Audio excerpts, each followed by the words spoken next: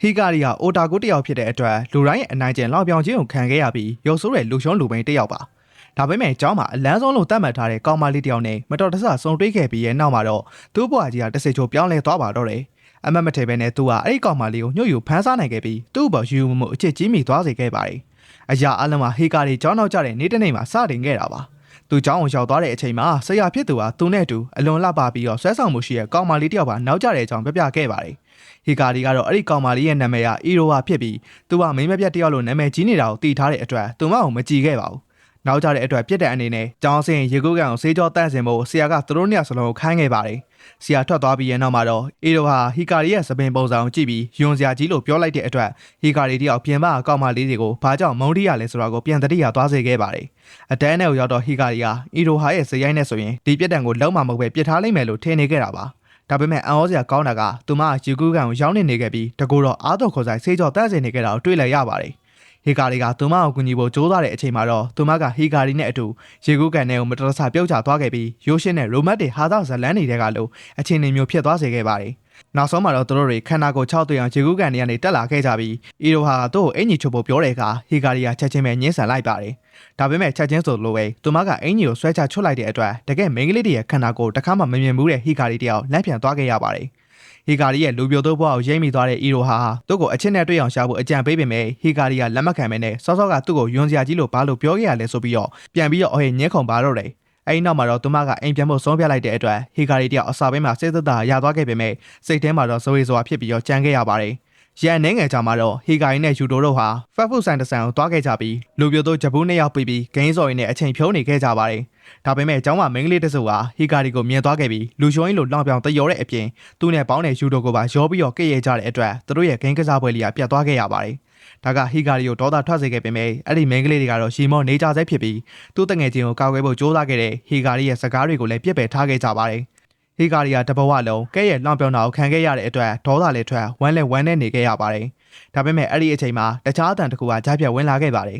ဟီရိုဟာရုတ်တရက်ရောက်လာခဲ့ပြီးဒါရီကဘဲရရုပ်ဆိုးမကြီးလဲလို့မေးလိုက်တာပါစော်ကားခံလိုက်ရတဲ့အတွက်အဲ့ဒီမိန်းကလေးတွေကချက်ချင်းပဲလစ်ထွက်ခဲ့ကြပြီးဟီကာရီကတော့အီရိုဟာရဲ့လုပ်ရကြောင်းအားအသင့်ပြီးကြမ်းခဲ့ရပါတယ်အဲဒီနောက်မှာတော့အီရိုဟာကသူမတငယ်ချင်းမရှိလို့တယောက်တည်းအေးစစ်စစ်စားကျင်လို့ဒီကိုလာတာဖြစ်တဲ့အကြောင်းရှင်းပြခဲ့ရပါတယ်ယူတိုကသူတို့နှစ်ယောက်တွဲနေကြလို့အထင်မှားပြီးပြောလိုက်တဲ့အခါဟီကာရီနဲ့အီရိုတို့ဟာနှစ်ယောက်စလုံးချက်ချင်းညှဲပယ်လိုက်ကြပါတယ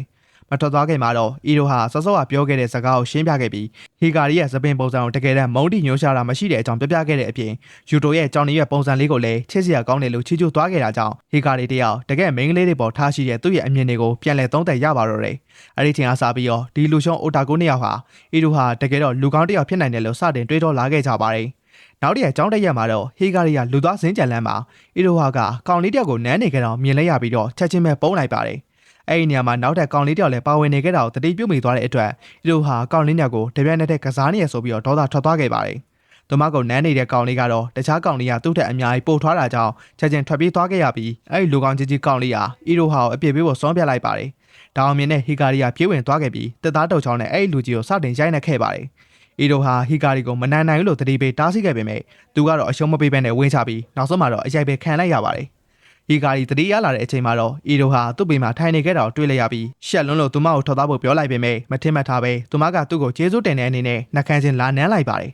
ဟီကာရီကလူတက်ကြီးလုပ်ပြီးတော့ထောက်သားဖို့ဆက်ပြောခဲ့တဲ့အတွက်သူမကထောက်သားခဲ့ပေမဲ့သူ့ရဲ့ရှင်ထဲမှာတော့တခါမှမခံစားဘူးတဲ့ခံစားချက်အသစ်တစ်ခုကြံ့ရစ်ခဲ့ပြီးအံ့ဩစရာကောင်းတာကသူ့ကိုယ်တိုင်လည်းအဲ့ဒီခံစားချက်ကိုသဘောကျနေမိတာပါပဲ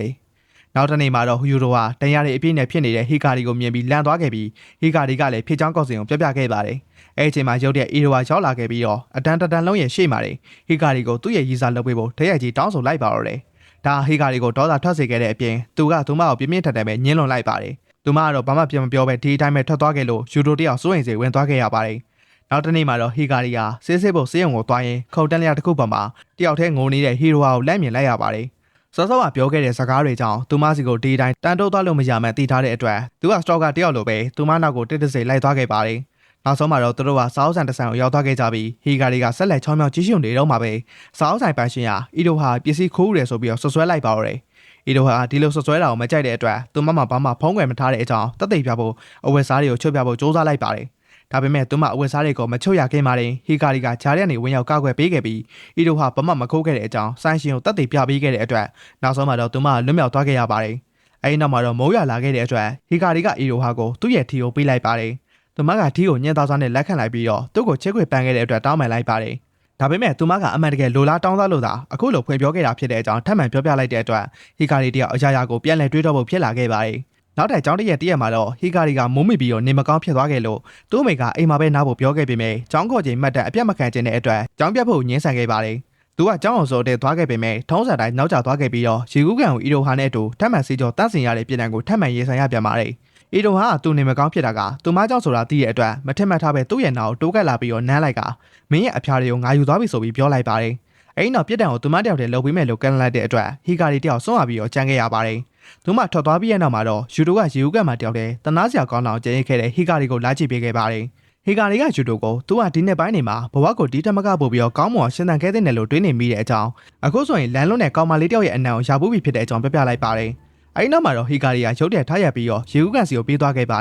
ယ်နောက်ဆုံးမှာတော့သူဟာသူ့ရဲ့မာနာတွေကိုဘေးပယ်ထားဖို့အတွက်အစင်းသစ်ဖြစ်သွားခဲ့ပါပြီသူကရေကူးကန်ကိုတောက်တဲ့ဆေးနေတဲ့အီရိုဟာကိုတွေးလိုက်ရပြီးသူမစီကိုတက်တက်မတ်မတ်ရှောက်သွားကသူတို့တွဲကြရအောင်လို့ဖွင့်ပြောလိုက်ပါတယ်သူတို့နှစ်ယောက်ပျော်ရွှင်စရာကောင်းတဲ့ဘဝကိုအတူတူဖြတ်သန်းတော့မလို့နဲ့ဖတ်ထားကြတဲ့အချိန်မှာပဲအီရိုဟာနောက်ထပ်လာပိုင်းအနှဲငယ်အတွင်းမှာကြောင်းပြောင်းရတော့မယ်ဆိုတဲ့သတင်းဆိုးကြီးကိုရုတ်တရက်ပြောပြလိုက်ပါတယ်နောက်ပိုင်းမှာတော့ဟီကာရီကသူတို့နှစ်ယောက်၄လလောက်ပဲတွဲရတော့မယ်ဆိုတဲ့အချက်ကိုတွေးတော့မိပြီးဒီစစ်တပ်ရင်ကိုစတင်ဖို့တန်းရလာဆိုပြီးတော့တန်ရက်ဝင်လာခဲ့ပါတယ်ယူတိုကသူ့ရဲ့အိုတာကိုစင်မြင့်တက်လာတဲ့အတွက်ဂုံပြုတ်နေတော့မှာပဲအီရိုဟာရောက်လာခဲ့ပြီးဟီကာရီကိုအတူတူအိမ်ပြန်မှုခေါ်လိုက်ပါတယ်သူကသဘောတူလိုက်ပြီးတော့သူတို့တူတူလမ်းလျှောက်ပြန်လာကြတဲ့အခါကျောင်းကလူတွေအားလုံးရဲ့အာရုံစိုက်မှုကိုချက်ချင်းရရှိသွားခဲ့ပါတယ်။ဘာဖြစ်လို့လဲဆိုတော့အီရိုဟာကဒီလိုလူညံ့လူရှုံတယောက်နဲ့တွဲနေတယ်ဆိုတာဘယ်သူမှမယုံကြည်နိုင်ကြလို့ပါပဲ။ကောင်လေးတယောက်ကဟီကာရီကိုရင်းရင်သေးသေးနဲ့လောင်ပြောင်လိုက်တဲ့အခါအီရိုဟာကဘသူကဆရာကြီးလဲဆိုတာပြဖို့အတွက်ရှေ့ကိုတိုးသွားခဲ့ပေမဲ့ဟီကာရီကတော့သူမကိုလူအုပ်ထဲကနေချက်ချင်းဆွဲထုတ်သွားခဲ့ပါတယ်။သူကသူ့ရဲ့စိုးရိမ်စိတ်တွေကြောင့်လူတွေရဲ့အာရုံစိုက်မှုမခံချင်ဘူးလို့ရှင်းပြခဲ့ပေမဲ့အီရိုဟာကတော့သူနဲ့တက်တဲ့အရာတွေအတွက်သူရဲကောင်းပြီးရဲဝဝနဲ့ရဆိုင်တဲ့အကြောင်းသစိမ်းနေရသူ့ပေါ်လောင်ပြောင်နေတာကိုသူမကမကြည့်ရဘူးလို့ပြန်ပြောခဲ့ပါတယ်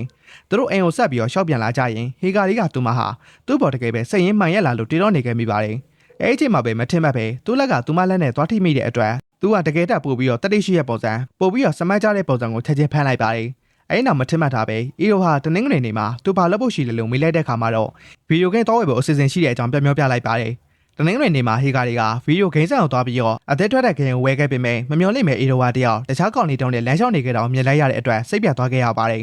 အဲ့ညမှာတော့ဟီကာရီကအီရိုဟာသူ့ရဲ့ဝါသနာတွေကိုအဖိုးမတန်တဲ့အရာတွေလို့တခါကပြောခဲ့ပူတာတွေကိုပြန်တွေးနေခဲ့မိပြီးသူကိုယ်တိုင်ကလည်းဒါတွေကိုဂယူမဆိုင်ပါဘူးလို့စိတ်ထဲမှာစိုးတင်ဖြစ်သိနေခဲ့မိပါတယ်ဒါပေမဲ့ရုပ်တရက်သူ့ခံပဒေးပေါက်ကိုခဲနဲ့လာပေါက်တဲ့တိုင်ကိုကြားလိုက်ရလို့အပြင်ကိုလှမ်းကြည့်လိုက်တဲ့အခါမှာတော့အီရိုဟာတယောက်ဒိတ်လို့ဖို့အပြည့်စုံဝတ်ဆင်ထားပြီးတော့ရောင်းနေခဲ့တာကိုတွေ့လိုက်ရပါတယ်အီရိုဟာသူ့ကိုလွမ်းနေခဲ့တဲ့အတွက်သူတို့နှစ်ဟာအနည်းဆုံးပန်းချံစီကိုထွက်လာခဲ့ကြပါတယ်ဟီကာရီကသူတို့ကျောင်းမှာလည်းအမြဲတွေးနေရတာပဲလို့ညှက်ခုန်နေခဲ့ပေမဲ့အီရိုဟာကတော့ကျောင်းမှာတွေ့တာဟာတကယ်ဒိတ်လို့တာမဟုတ်လို့ပြန်ပိတ်ပြောလိုက်ပါတယ်ဒါဟီကာရီကိုစောစောကသူမြင်ခဲ့တဲ့မြေခွေးတွေကိုပြန်သတိရသွားစေခဲ့တဲ့အတွက်သူကအဲ့ဒီအကြောင်းဟီရိုကိုမျက်နှာချင်းဆိုင်မေးမြန်းလိုက်လို့သူမတယောက်အံ့ဩသွားခဲ့ရပါတယ်အဲ့နောက်မှာတော့ဘာတတိပေးချက်မှမရှိပဲအီရိုဝါကထားရက်လိုက်ပြီးတော့ဟီကာရီကိုသမီးအစားတွေတေးတဲ့ဟိုတယ်တစ်ခုစီကိုဆွဲခေါ်သွားကအထက်ကနေတကားကိုပေးလိုက်ပါတော့တယ်။သူမကဟိုတယ်ကိုရောက်ရင်စုံတွဲတွေဟာအချင်းနဲ့ကြုံရမယ်လို့ထင်နေတဲ့အတွက်အဝတ်စားတွေကိုစတင်ချွတ်ပြစ်လိုက်ပေမဲ့ဟီကာရီကတော့အလံတကြားနေပဲသူမကိုတားဆီးလိုက်ပါတယ်။နောက်ဆုံးတော့သူတို့နဲ့ဟာဆက်လှုပ်ရှားစရာအနေအထားတစ်ခုဖြစ်သွားခဲ့ကြပြီးဟီရိုဟာသူမအနေနဲ့ဒီလိုအလုပ်တွေကိုတစ်ခါမှမလုပ်ဘူးတဲ့အကြောင်းနဲ့ဟီကာရီစိတ်ထဲကနေခိုးပြီးထင်နေသလိုမျိုးသူမဟာအပေါ်စားဆန်တဲ့မိန်းမတစ်ယောက်မဟုတ်တဲ့အကြောင်းသက်သေပြခြင်းလို့